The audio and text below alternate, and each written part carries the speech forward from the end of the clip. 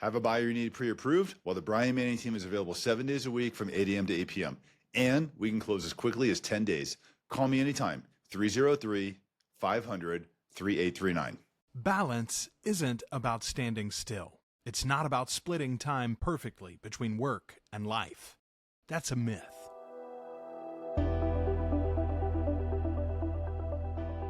Real balance is momentum. It's knowing when to lean in, when to step back, and how to stay in control when everything is moving fast. Brian Manning built his success by rejecting the outdated idea of balance and embracing something better, alignment. The ability to go all in on big goals without losing what matters most. This is Balance in Motion, a new way of thinking, a new way of living. Because the people who achieve the most aren't looking for balance.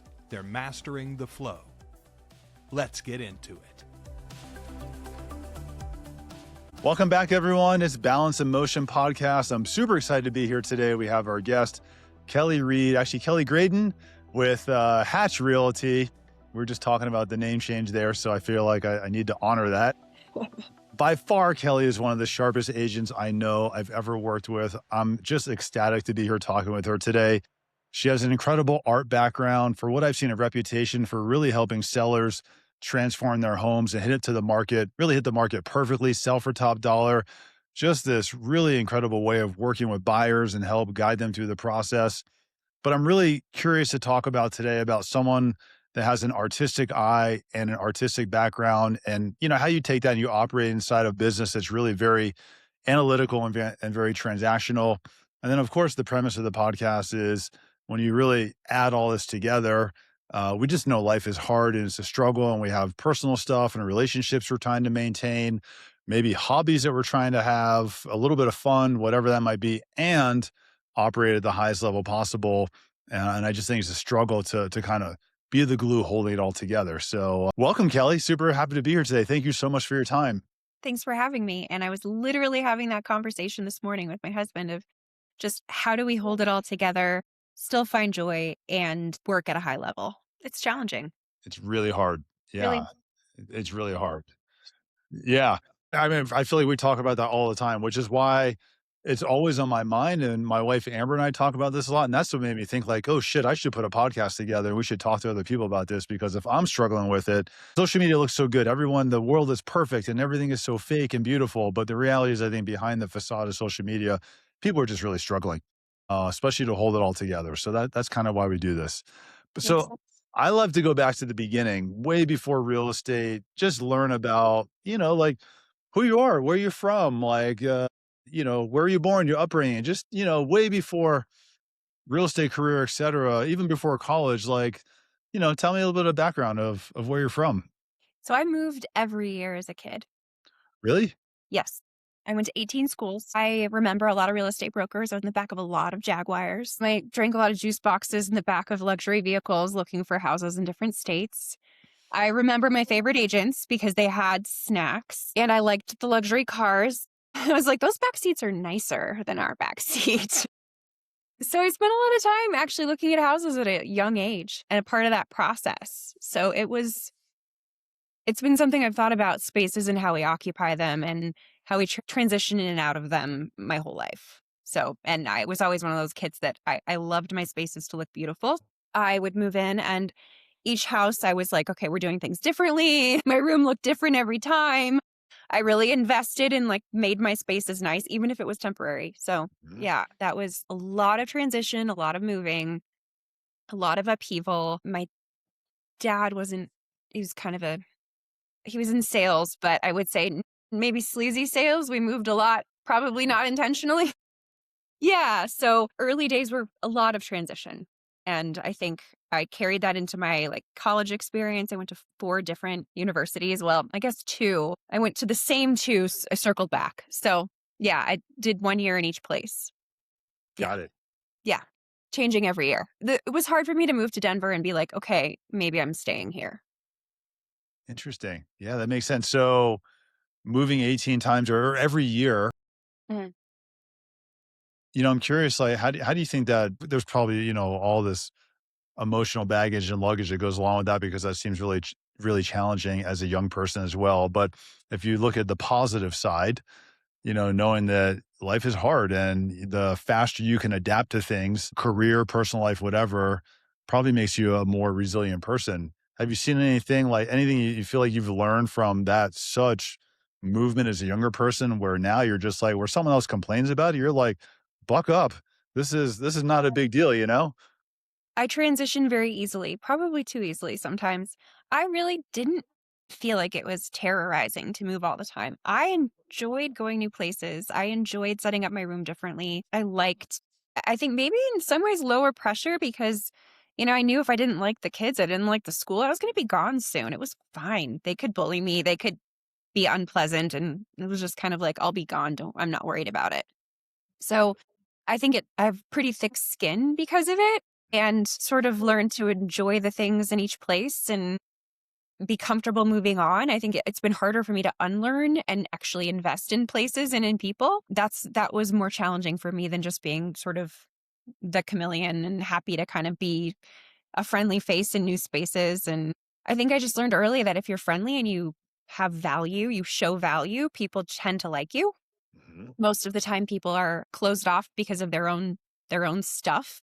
And if you walk in the room and you've got a happy affect and you've got a smile on your face and you're there happy to help, it makes all the difference. So that's kind of how the approach I took early on in life. And it serves me really well. I think for my business, I love collaborating with other agents. I don't see it as a single person sport.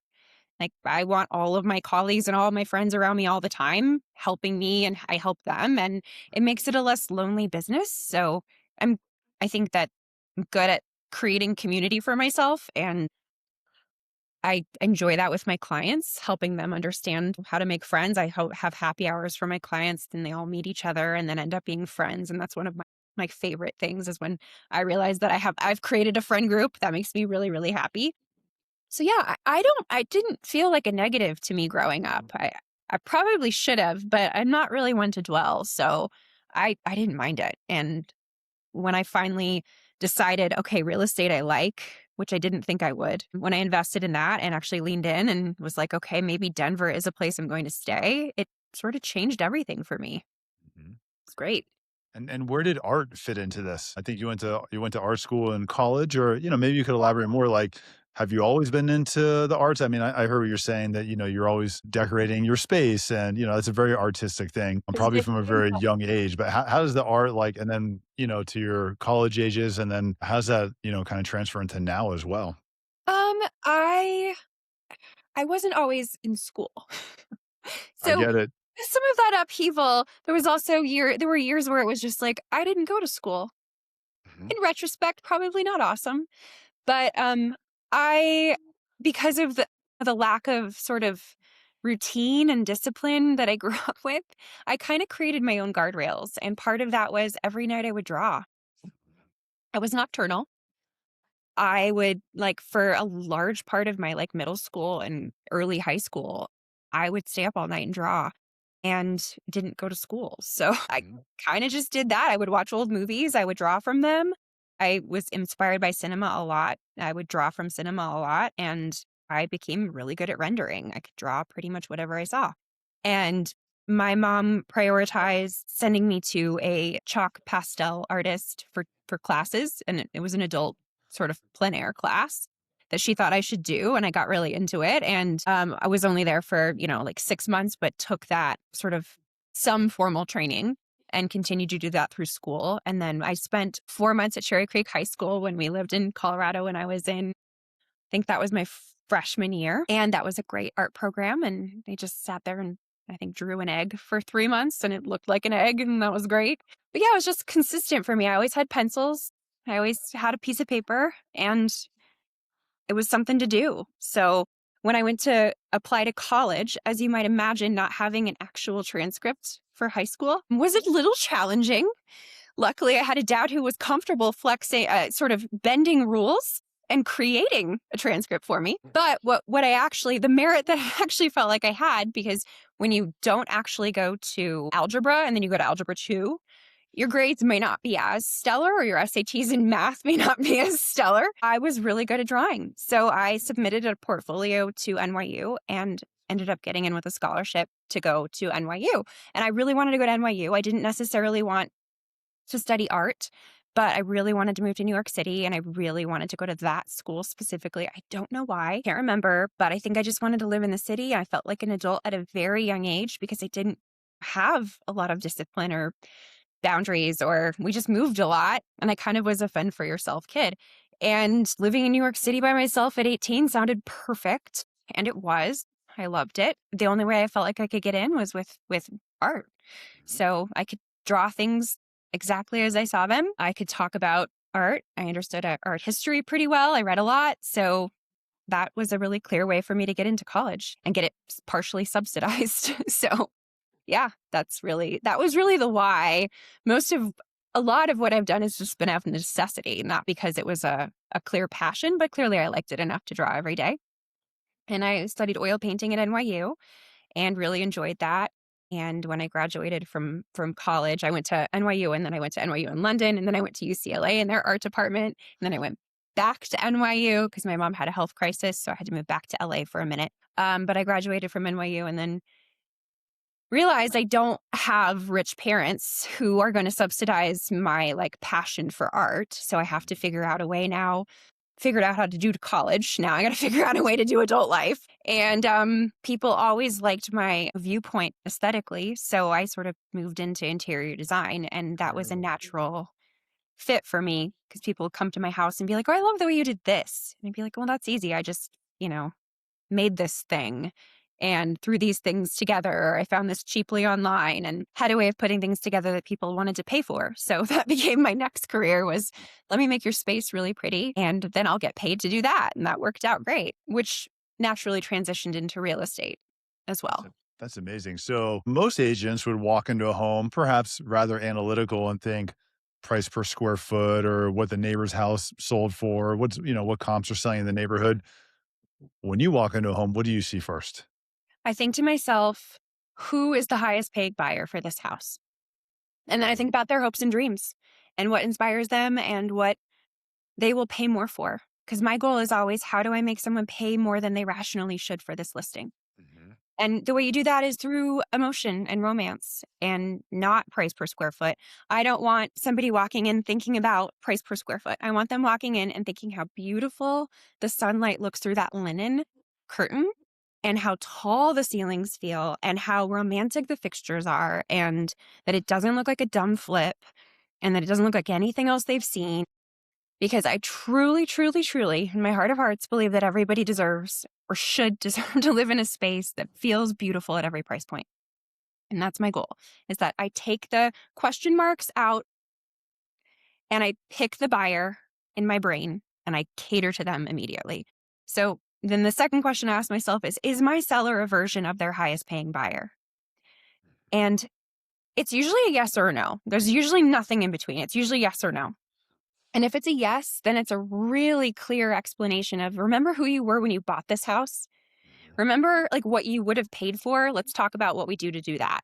And if it's a no, it's usually, okay, you might be the analytical person who wants the deal. We don't want that to be your buyer. Mm-hmm.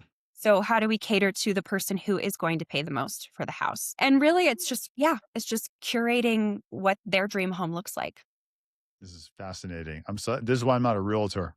I'm such an analytical person that I cannot envision at all how you But see they're a not house. analytical. You can Yeah, tell me, if I give you an address and of I see course. a house, you can be like, my highest paying buyer for this, the person who's going to go, Mhm. 10% over asking and do the appraisal gap is going to be, 33, just married, Yep. maybe a baby on the way, dreaming about having a baby, got parent help. They're probably not from here. You can do it's just Sure. the demographic study.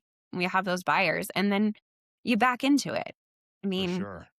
it's analytical, but it's a different kind of analysis that And I'm. how do you prepare a seller for this? I mean, do they just know what they're getting into when you walk into their place, or is it No, how do you prepare no. them? I mean, sometimes it's a little like a saging ritual. I mean, I wouldn't actually do that, but it's like prepare Right. yourself. You have to detach. And what are your goals? So usually Mhm. ask goals. And most people would say price, but that's not always the case. Mhm. Sometimes people want it to be quick. They want it to be easy. Maybe their circumstances are challenging. I also remove the stress of having to project manage. So I'm going to project manage it with their permission. I will have my contractor. I will find the pricing on everything. They can just sit back and I basically flip their house for them. So I don't have to sell to a flipper and have them watch it 3 months later, get gray LVP and get flipped poorly and break Mhm. their hearts and they don't make the money. So my thought is, I've got the resources. I have the ability to do the design project and manage it. And why not just make my seller the money and not a flipper? So that's sort of been my model from day one. And usually, if I put it in that perspective for people or that context for people, they are excited to participate in this project. Mhm. It's no longer their house. And in some ways, maybe that's the emotional let go. It's no longer their house, it's an investment at that point. And it's just nurturing the investment so that it gets where it needs to go for them. I've said forever that, real estate is very emotional. And what I hear you describing right now is you're either creating or managing emotions, meaning you're creating a space that when a buyer walks into it evokes emotion, Mhm. or you have a seller that you're having to manage their emotions of what can we do to your space? Really, you're no longer the owner. We're trying to sell this. Here's, how we should clean up your space. It seems like a lot of emotional management in the process, not in a bad way, No, but just, very different areas of creating a space and also managing a space as well. it's a responsibility. I mean, I think we have to treat it with respect because it is somebody's generally one of their biggest investments. And my job is to get them where they want to go. If their goal is the highest paying buyer, then even if it's hard to say, we need to paint over your tile or we need to we need to remove this backsplash that has sentimental value for you. I'm speaking specifically about a listing I'm actually dealing with. I have a responsibility to have that hard conversation if the goal is to get the most. So yeah, it's a lot of emotional management, but I think that's if you're doing your job well in real estate, you probably are most of the time a therapist. For sure.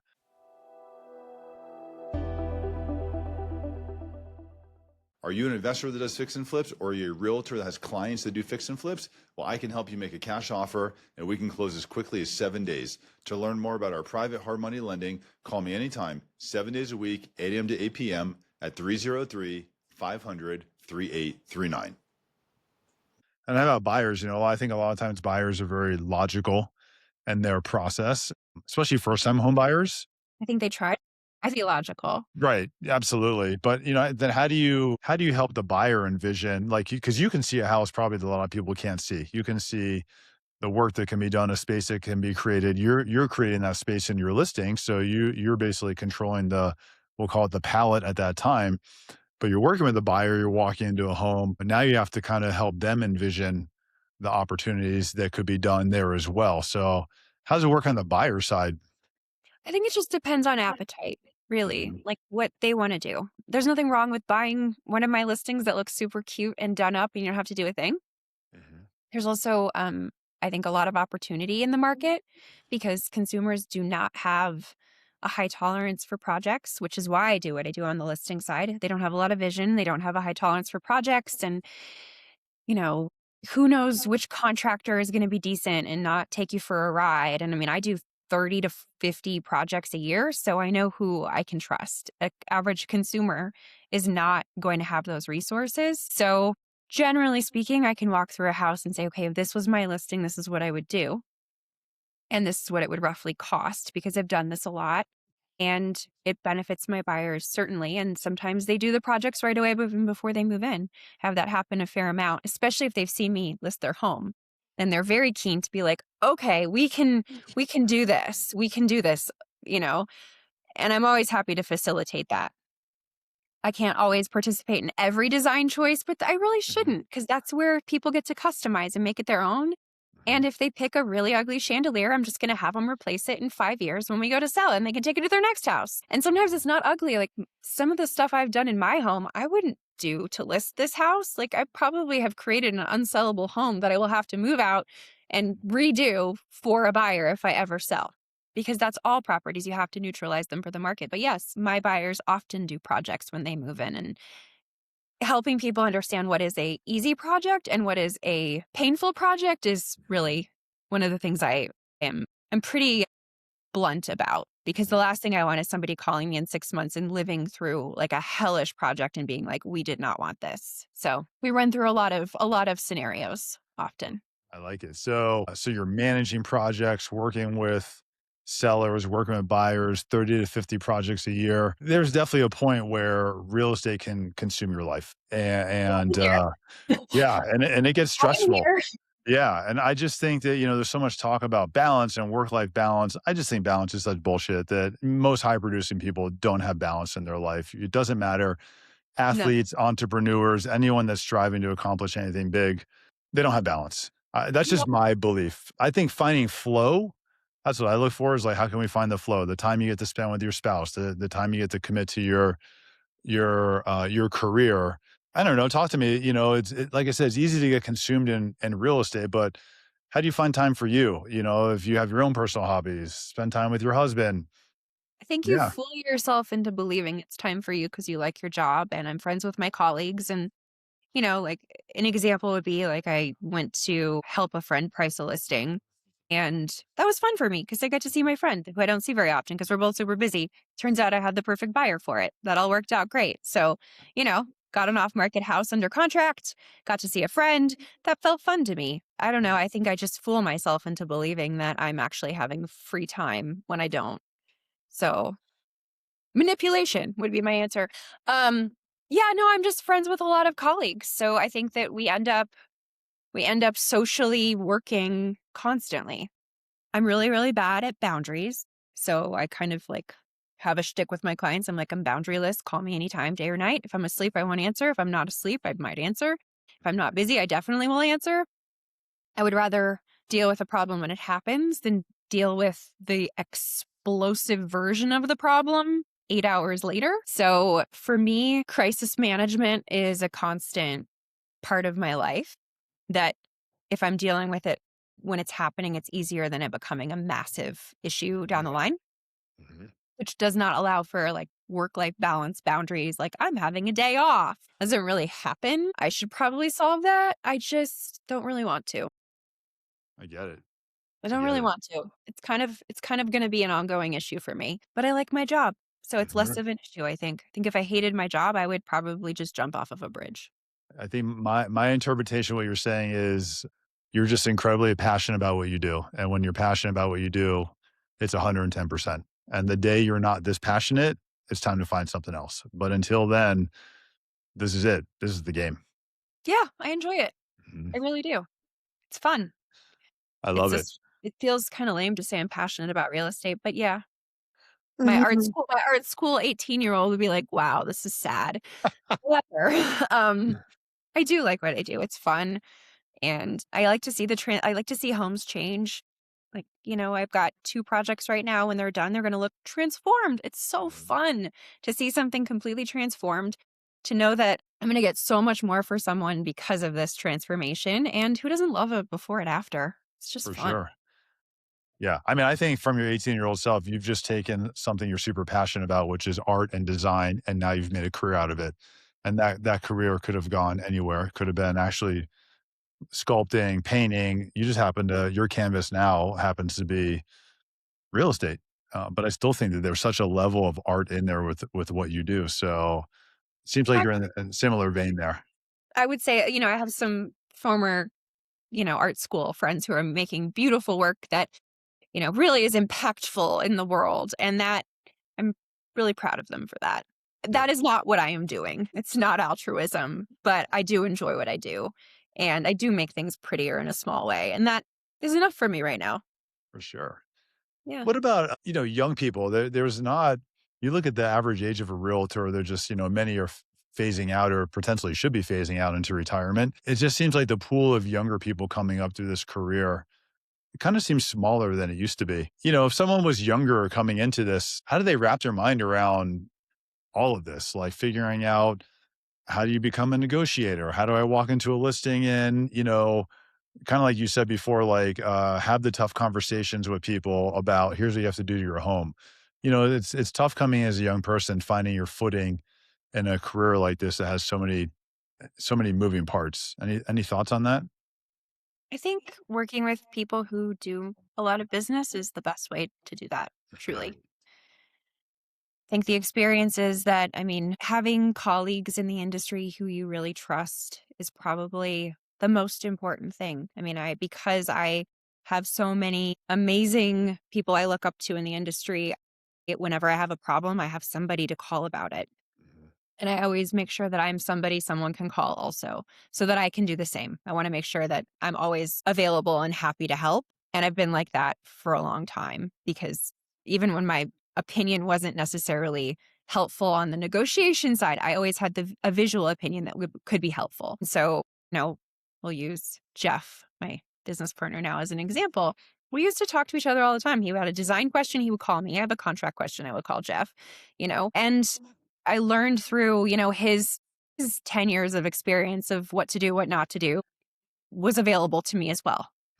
So, yeah, I would say just really investing in getting to know people, finding a mentor who you can bring value to. I think there's a lot of people who want to sit down and have coffee and talk about your success, which is fine. I'm usually happy to do that once in a while when I can make that work. But everyone brings some value to the table, and it's Mhm. like, how can we exchange information in a way that's beneficial to everybody? So yeah, I think I've always probably learned this as a kid. I've always like, how am I valuable? And that is my ticket into more information. That's awesome. And surround yourself with people that you can add value to, and then they can add value to your life. It's all about who you surround yourself with. Now, I wrote an email in 2020 to, I think, 11 agents who I really respected, Mhm. didn't know very well at all.